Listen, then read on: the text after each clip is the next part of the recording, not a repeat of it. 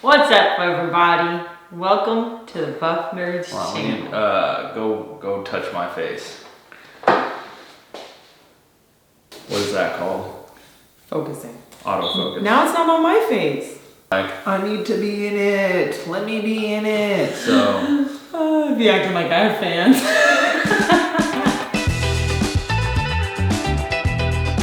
All right. So yesterday I went to Instagram and asked you guys that I was doing a Q&A video, and if you wanted to ask any and all question, you could ask the question, and I would answer them in a Q&A YouTube video or Instagram TV video. So whatever this is going to be. So I'll read the questions. I'll let Chanel read the questions, and then I'll answer them.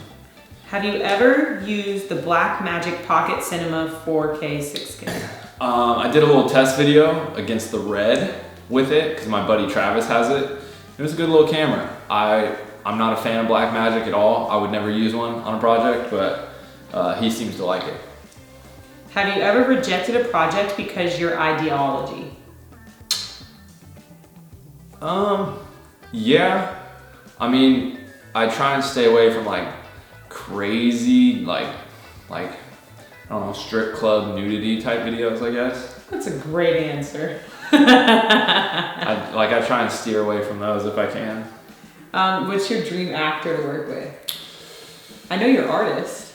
Dream artist? What is it? Eminem. Yes. And one more.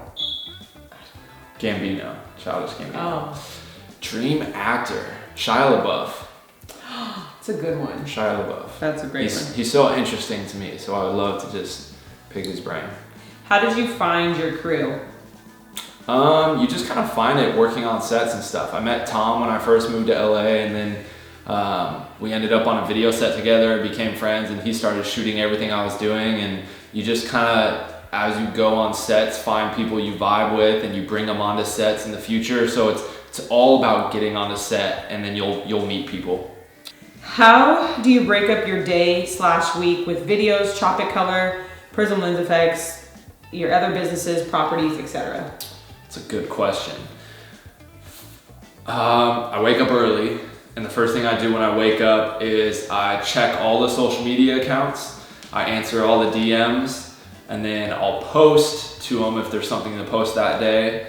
And then after I check the DMs, post, go on to Facebook, check the ads, make sure everything's running smoothly with those, check my email. So kind of the first thing I do when I wake up in the morning is all the business related stuff, checking messages, emails, posting, different things like that.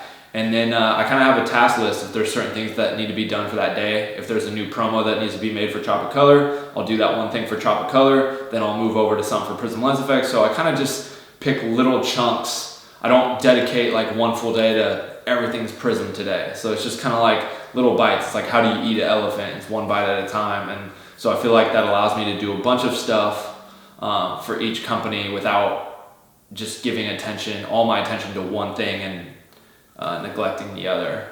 And then property-wise, Chanel runs all the messages and inquiries for the properties. We have a couple of people that handle, just customer service stuff. And so you start to, as you branch out and get bigger, you have to find people to help you kind of manage all that stuff. What do you think is the best affordable lighting package for a DP? Affordable lighting, probably Aperture, even though Tom hates on it all the time. And it's kind of a cheaper, they're the cheaper quality version. There's so many knockoff cheap lights out there, but Aperture does a great job in that affordable marketplace for sure. What is the one thing you still struggle with, and what are you doing to work on it? The biggest thing I struggle with is being on my phone, because I do so much. So I have 7 Instagram accounts. I got to manage Twitter, YouTube, just emails, different things. So it's I'm constantly on my phone and find myself always on Instagram, trying not to ignore messages and comments and miss things that people are asking. And so I'm just on it all the time. And that's something that I know she would agree.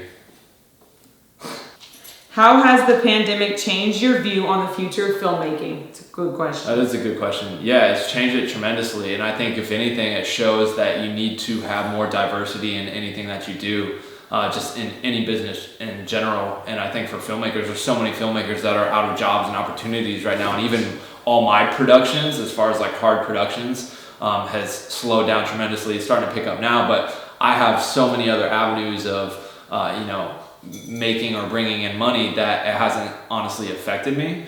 And it's given me more time to focus on those other ventures. But for a lot of people, yeah, I can see how that would be very challenging. And also just, moving forward in the future, I think there's going to be so much more precautions and things in place, and more budgets are maybe going to be, more money is going to be spent on like actual safety precautions and things that are instead of going into the project itself. So yeah, it'll be interesting.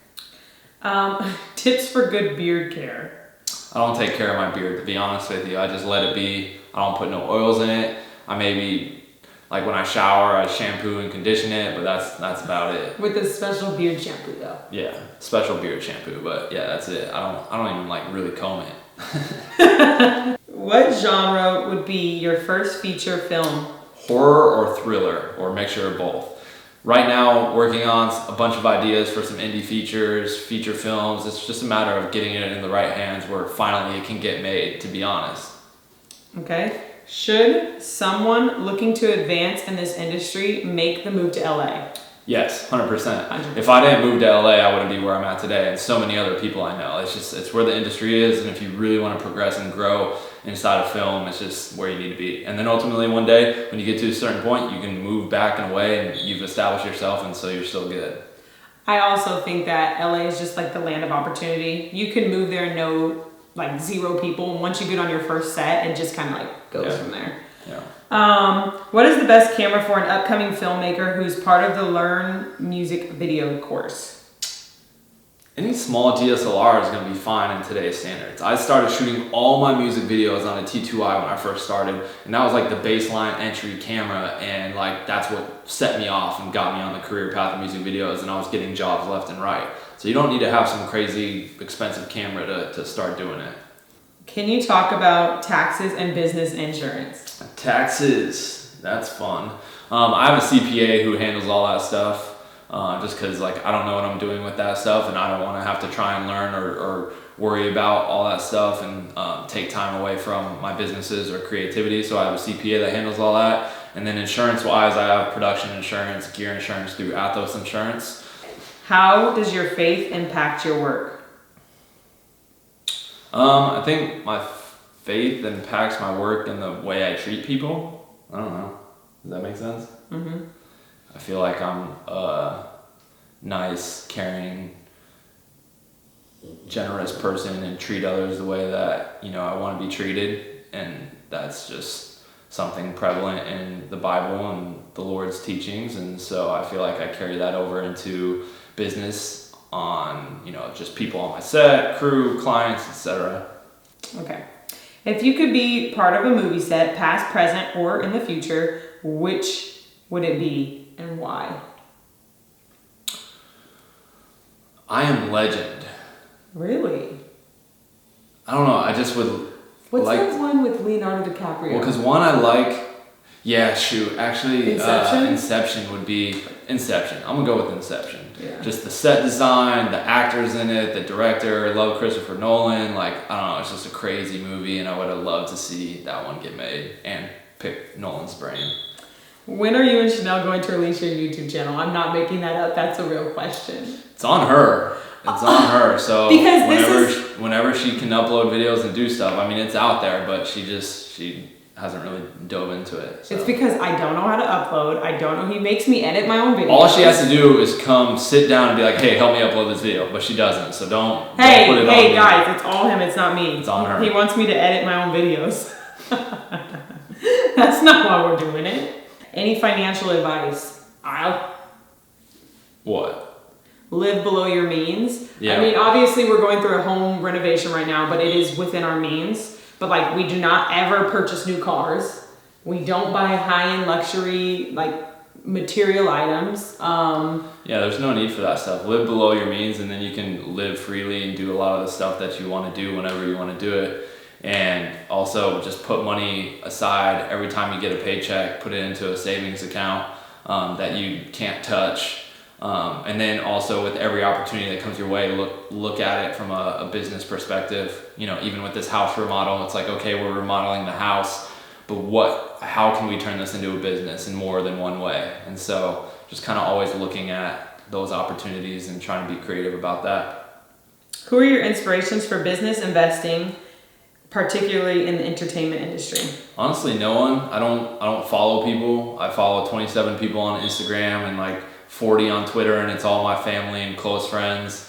I don't watch a lot of like YouTube videos or other things, so there's no one that it's like, oh, I'm following their footsteps or their game plan. Honestly, I just kind of do what I want to do. But yeah, no one. How do you balance editing, running multiple companies, directing, DP, gigs, life, etc.? I don't know, I just enjoy it, and like I said earlier, I wake up early and I go ham all day and go to sleep, and I really enjoyed it. I'm always constantly working on stuff. I'm not, just BSing and whatnot. So I don't know how else to say other than I work hard every day. I wake up early. I'm like 6, 7 a.m. working to the evening. Comes up for breath every few minutes. Yeah. Blueface baby, yeah. And a night shoot, which camera is better? Red Gemini. Go ahead. That wasn't the finish. Would it be the Canon EOS R, Canon 5DM4, Sony 7S2, Sony 7M3 format? I don't know. Don't know enough about those cameras, but Red Gemini. Are you planning to shoot a feature someday? Absolutely. Been in the plans for a long time, but I need the budget to do it. And I'm not trying to spend my own money. When is a time taking a risk didn't work out? What are some mistakes you made and what did you learn? I guess the only time but it wasn't even a big risk. It was just something that we did that didn't really work out, but we're transitioning it now as aerial stock. We came up with this company for basically stock footage, but it's only aerial stock footage because I was so pissed at all the overpriced aerial stock footage on all these stock footage platforms. It was so much of it was so bad, so weak, and nothing was all in one place. And so we tried to build this platform, but we didn't really have the full knowledge of how to do it. And we were so busy with all our productions and Tropic Color and it just, we spread ourselves too thin. And so it kind of just fizzled out. But we're going to bring it back in kind of a different way with Tropic Color. But that would be like the only thing that like didn't really, I guess, work out. But just a couple $1,000s in upstart costs that we lost, but nothing really major. What's your favorite filmmaker / company? M. Night Shyamalan. I just am always drawn to the creativeness of and originality of his movies and stories, and he always has some great twists in there. And I know more recently in the years he's gotten a little hate or whatever, but he's just always been like a very creative person to me, filmmaker. Do you think Chanel is the best thing that has ever happened in your life? That's not a question. How do you know? Do you want to see? I know that, yeah. That's why you covered it up, so I couldn't move over. Okay. What's the plan for the future in business? Just keep diversifying, adding more businesses and things. Man, there's so many things I want to do. Just more film and photo locations, more properties, duplex, food, like a little restaurant or food truck. I have this idea for this other film product. So I don't know, there's just always so many ideas and things floating around. Are you writing a screenplay? No, I'm writing film ideas, but I don't write screenplays or scripts. I have my people do that. So I'll come up with an idea, give it to my friend, they write out the script. So you've got people? I got peoples. Okay. Peoples. 3 houses? That's insane. What are your plans for them? Well, it's more than 3, but I'm just saying. I just gotta correct the question or whatever. What does it say? What are your plans? What are your plans for them? Well, this one is where we live / will be a rental space for events In the backyard. In the backyard. Next door will be my brother's house. This other one that I have is currently being rented out, but I'll probably sell that one to her family. And then the 2 properties in California will stay photo, video, rentals. Okay. Is that it? Yeah. How do I start out in real estate? Oh, I can answer this. Okay. Okay. So, first you want to buy a single family home, and if possible, have a separate dwelling unit that has a separate entry. You could live in that separate dwelling entry while a family lives in the major part of the house. That way your rent is, or your mortgage is basically covered. Save up that money to buy another single family home. Once you have 3 single family homes, like one leads into the other, which is something you've already done. Yeah, but they also talk about that. I mean, there's multiple ways of doing it, but they also say that single family homes are not great investments. Well, let me because you can only finish. Yes, because single family homes is you can only rent it to one family, right? So once you get 3, by the time you have 3, they're making enough money for you to buy a duplex or a multiplex, which is what we're kind of looking at right now. Yeah. Once you finish the multiplex, or once you have a multiplex, you're gonna make enough money off of that and the other 3 single family homes that you can start saving to get into like an apartment unit. Once you get an apartment unit, it can lead then to like commercial real estate. But typically that's the path they suggest you go. Yeah. So. Yeah, and it's just, you just jump in it and do it and pick an area or a house or a property that's in a growing area. That's honestly the most important thing.